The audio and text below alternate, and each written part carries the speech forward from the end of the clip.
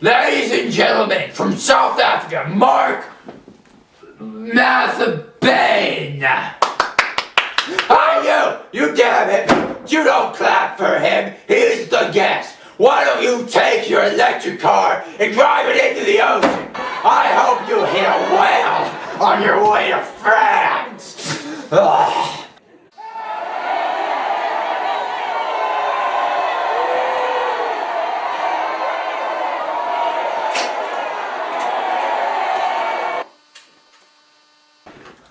Now this is a controversial book you've brought on here on the Rush to the Head. In this book, Caspar Bohr, you, Mark, say, quote, which life to come, liar? Which life to come? There's only one life and it's this. And how are black people faring in it? Are we enjoying it like white people are? Are we getting Rolls Royces, mansions, and swimming pools from it? Or are we getting hunger, disease, poverty, and suffering?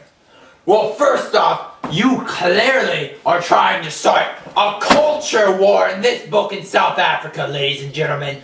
This man right here, front lines of the attack on religion. What do you have to say to that? That you're starting a derisive culture war, trying to separate the black people, make them conquerable. Well, I don't quite understand why it's me that's starting the culture war and not you, just because... Look, these are blatant attacks against Christianity. Good God-fearing people being attacked by this man, viewers. This man, do not buy this book.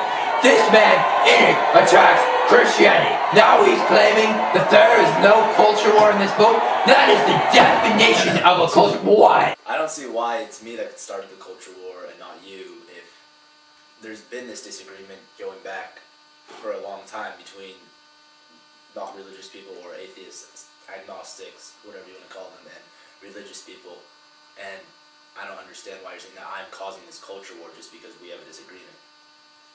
What do you mean? You start the culture war in this book. Are you saying... Well, no, but Rush, the culture war wasn't started with the writing of this book, or as you call it, a culture war. This disagreement has gone back since the beginning of organized religion, and all I'm doing is putting it into a small part of my book. That wasn't the entire point of my book. It's basically an autobiography. No, okay, every word that you write in this book, you are responsible for. I understand that, but what I'm saying is that I don't think that it should be considered that I started a culture war by writing this book just because I put in a small part of it.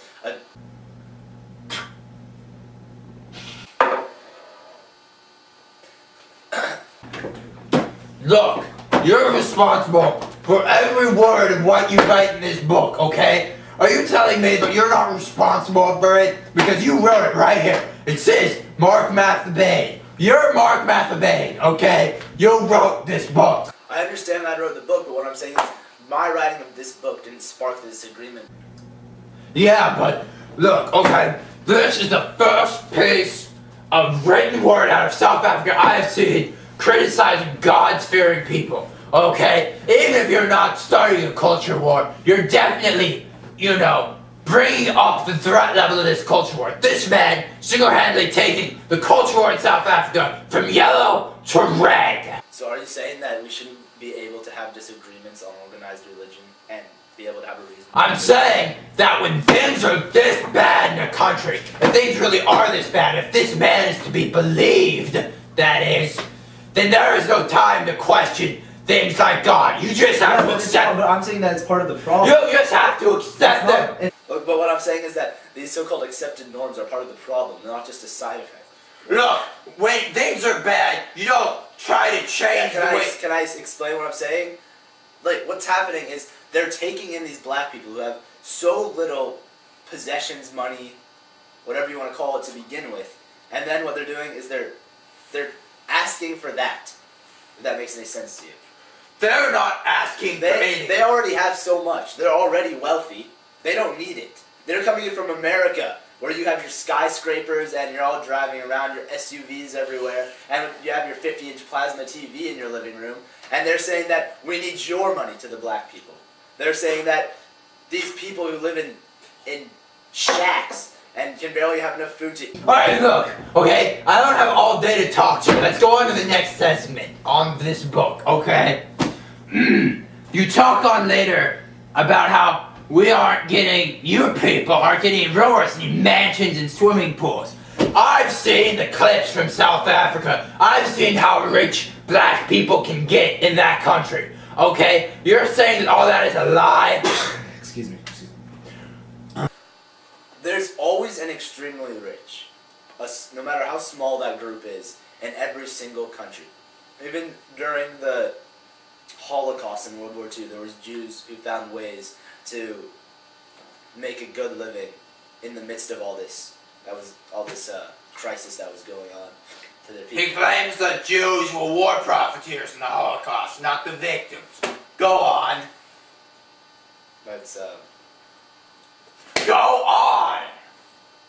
Alright. What I'm saying is, there's always an extremely rich in every society. Spit it out! There's always an extremely rich in any time in any society. For example, in communist Soviet Union, there was still our mortal enemies. Yes, your mortal enemies.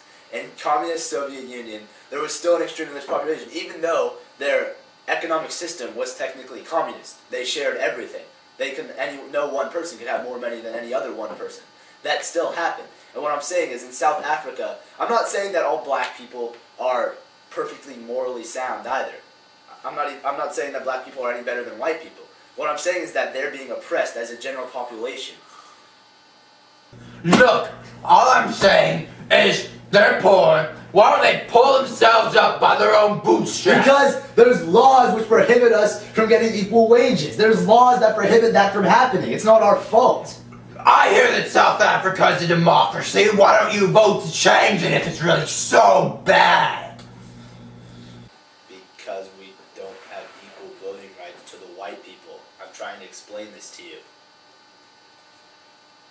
Well, you come into this country and you make all of these claims. I came into this country to do an interview with you. You print the damn book in English. Alright, now, what do you The country think? was founded on the belief of free speech and rights to spread your ideals to other people. Yeah, and we have the right to cut your mic. Cut his mic. What? Alright, apparently the guy who cuts mics is on vacation. Fine, whatever, keep talking. I don't even care. What I was saying is I thought your country was founded on these principles and that I should be allowed to spread my ideals of what I think here. Well, alright, fine. Why don't you answer a few questions then?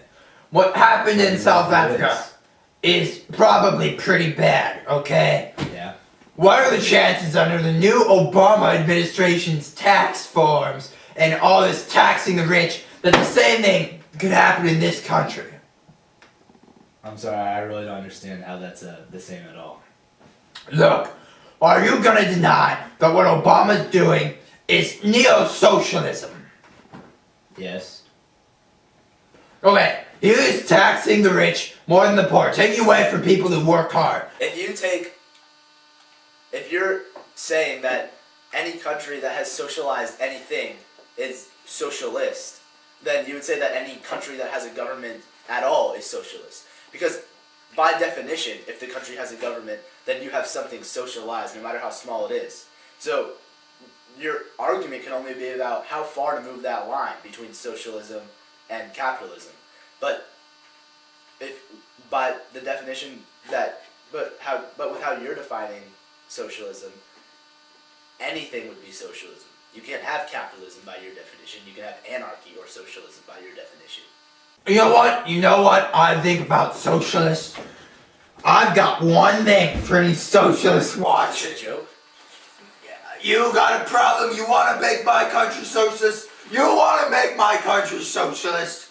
You're gonna have to get through the NRA. Yeah, get back here. Get back here. If you want to try to make my country socialist, I've got the NRA and the Second Amendment, and I'm not gonna let you make my beautiful country socialist. I believe in America, not South Africa. So bring it on, socialists from America. This is Rush Limbaugh. Remember, extinct. It'll get your gut up.